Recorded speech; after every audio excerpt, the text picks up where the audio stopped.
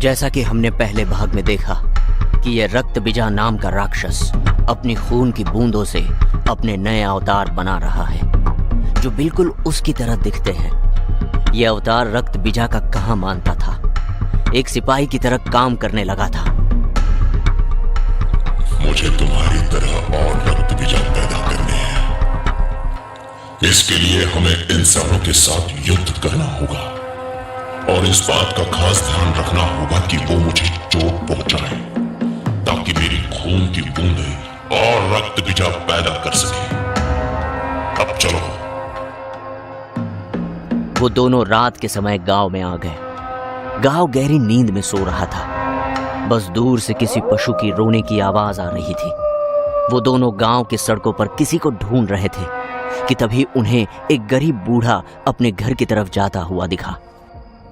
रात के अंधेरे में बूढ़े को ठीक से दिखाई नहीं दे रहा था, इसीलिए वो हाथ में एक लकड़ी लिए उसके सहारे धीरे धीरे आगे बढ़ रहा था। अचानक उसके कंधे पर एक हाथ पड़ा। वो बूढ़ा अचानक से डर गया और पीछे मुड़ा। उसकी आंखें पहले से कमजोर थी और रात का समय होने के कारण उसे ठीक से दिखाई नहीं दे रहा था। उस बूढ़े को सिर्फ 2 आकृतियां दिखाई दे रही थी और वो भी धुंधली सी।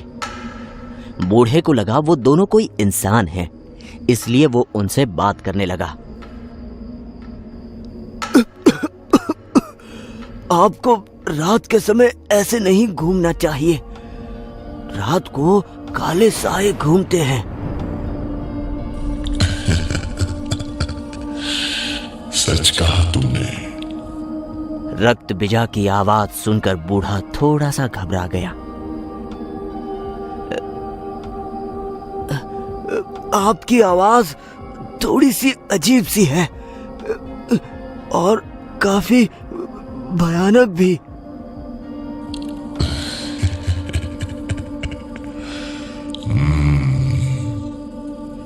शुक्रिया। क्या आप हमें देख सकते हैं? ठीक से नहीं देख सकता, बस इतना पता चल रहा है कि तुम 2 लोग हो। क्या आप हमारा एक काम करेंगे? कर देता, पर अभी बहुत रात हो गई है। मुझे ठीक से दिखाई नहीं दे रहा। बेकार में तुम्हारा काम बिगड़ जाएगा। नहीं बिगड़ेगा, और वो काम इसी वक्त करना जरूरी है। तुम वो काम अच्छे से कर पाओगे। तुम लोग इतनी जिद कर रहे हो तो ठीक है। क्या करना होगा? तुम्हारे हाथ में जो लाठी है ना, उससे तुम्हें मुझे मारना होगा। क्या? नहीं नहीं, मैं ऐसा नहीं कर सकता। मैं किसी को चोट पहुंचाने के सख्त खिलाफ हूं। भोला इंसान। देखो, तुम मुझे मारकर मुझे चोट नहीं पहुंचा रहे, बल्कि मेरी मदद कर रहे हो। मुझे तो तुम लोग ठीक नहीं लग रहे। देखो, मैं यहां से जा रहा हूं। बूढ़ा इतना कहकर जाने के लिए मुड़ा और उसने जैसे ही अपना कदम बढ़ाया, रक्त बिजा के अवतार ने उसे पीछे से पकड़कर रोक लिया। सरदार ने कहा उन्हें चोट पहुंचाओ, मारो उन्हें। बूढ़ा अब बहुत डर गया। उसके हाथ से लाठी भी छूट गई थी। मुझे नहीं लगता कि ये बूढ़ा हमारे किसी काम का है। इसके वार से तो मुझे एक खरोच भी नहीं आई। इसका खून ही मेरे लिए काम आ सकता है। तो मार डालूं इसे? नहीं, पहले इसे पता चलना चाहिए कि इसका सामना किससे हुआ था। उसका खून किसके काम आने वाला है, ये उसे पता चलना चाहिए।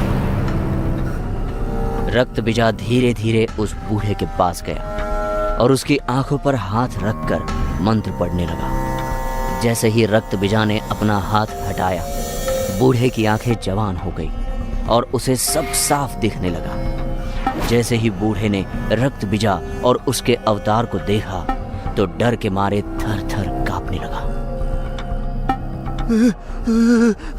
राक्षस, राक्षस!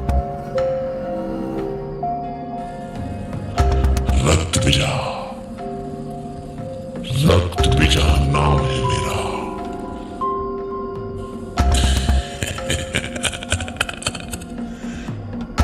इतना कहकर रक्त बीजा ने उस बूढ़े को एक झटके से मार गिराया और उसका खून पीने लगा। रक्त बीजा के वार से बूढ़े के अंदर से एक अजीब सी जोर से चीख निकली। उस चीख से एकांत में ध्यान लगाकर बैठे हुए बाबा और गुरुजी डर गए और उनका ध्यान भंग हो गया। गुरुजी, क्या आपने वो चीख सुनी? हाँ, मैंने सुनी। बेहद डरावनी और खतरे की चीख थी। हमने ऐसी चीख पहले कभी नहीं सुनी थी। जब नरभक्षी किसी का शिकार करता था तब वो शिकार ऐसे ही चिल्लाता था। तुमने सही कहा, ये वही चीख है। गुरुजी की बात सुनकर बाबा डर गया। गुरुजी, मतलब क्या नरभक्षी लौट आया? नहीं, वो नहीं लौट सकता। पर मुझे काल असुरा की एक बात याद आ रही है। लगता है उसने अपना दूसरा राक्षस पृथ्वी पर भेज दिया है। मगर बाबा, वो कौन है और हमें ये कैसे पता चलेगा कि वो कहां है? वो सब रास्ते में पता चल जाएगा। अब हमें तुरंत उस चीख की दिशा में जाना चाहिए। ठीक है गुरुजी, मुझे लगता है कि वो चीख ईशान्य की ओर से आई थी। मुझे भी यही लगता है। हमें देर नहीं करनी चाहिए। बाबा और गुरुजी उस आवाज की दिशा की ओर चल पड़े, पर उन्हें पता नहीं था कि आगे कौन सा खतरा उनके सामने खड़ा होने वाला है, क्योंकि ये शैतान नरभक्षी से ज्यादा मायावी और खतरनाक था। यहां गांव में एक गरीब घर था। वहां एक लड़की खाना बना रही थी। इस लड़की का नाम था सरवरी। वो बार बार दरवाजे की तरफ देखकर किसी का इंतजार कर रही थी। उसके पीछे दीवार पर उसकी और उसके पिताजी की तस्वीर टंगी हुई थी। सरवरी का बाप वही बूढ़ा आदमी था जिसे रक्त बीजा ने मार दिया था, पर सरवरी इस बात से अनजान थी। आज क्या हुआ पिताजी को? इतनी रात तक तो वो कभी बाहर नहीं रुकते, हमेशा जल्दी आ जाते हैं। कहीं वो रास्ता भटक तो नहीं गए? नहीं, रोज का रास्ता है, भूल तो नहीं सकते। पर उन्हें अंधेरे में कम दिखाई देता है, इसीलिए चिंता है। नहीं, ऐसे घर में बैठे रहने से कुछ नहीं होगा। मुझे पिताजी को ढूंढने जाना ही होगा। सरवरी रात के अंधेरे में अकेली पिताजी को खोजने के लिए निकल पड़ी, पर वो इस सच से अनजान थी कि उसके पिताजी की बेरहमी से हत्या हो गई है। बहुत समय बाद बाबा और गुरुजी उस चीख का पीछा करते हुए बूढ़े की लाश की तरफ आए। जैसे ही उन दोनों ने लाश को देखा, उनकी तो होश ही उड़ गए। लाश से बहुत बदबू आ रही थी। गुरुजी, इतनी बेरहमी से कौन मार सकता है, और वो भी एक बूढ़े आदमी को?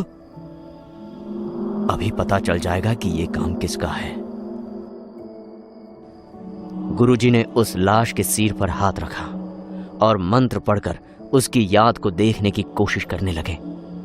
गुरुजी को ये देखने में बहुत तकलीफ हो रही थी, पर आखिरकार वो कामयाब हो ही गए। गुरुजी आंखें बंद कर यहां जो भी हुआ वो देखने लगे।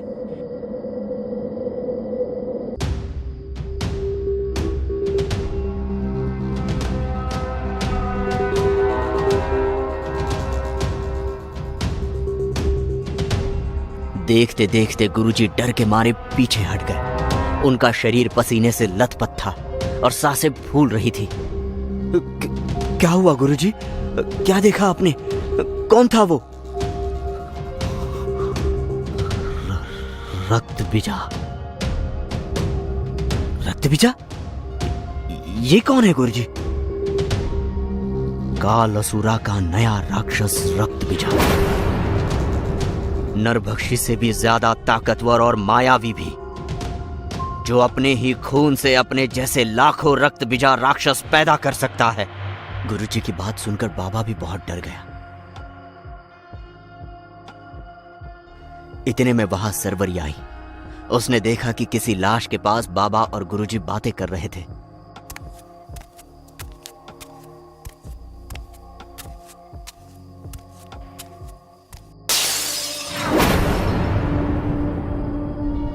पिताजी!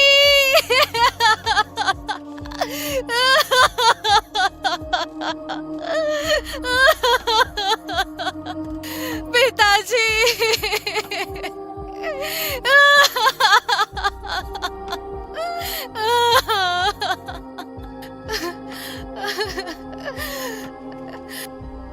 तुम कौन हो बेटी?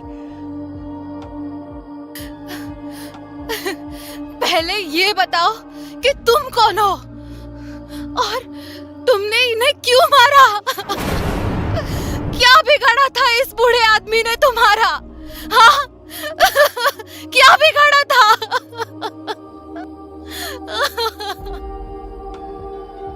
देखो देखो, हमने इन्हें नहीं मारा। इसे मारने वाला कोई राक्षस है। नहीं, झूठ बोल रहे हो तुम।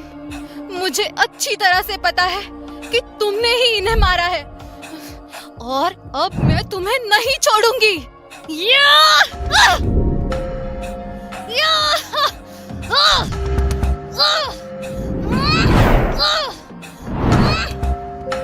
रुक जाओ बेटी। तुम्हें हम पर यकीन नहीं है तो ठीक है, मैं तुम्हें साक्षात दिखाता हूं कि यहां क्या हुआ था।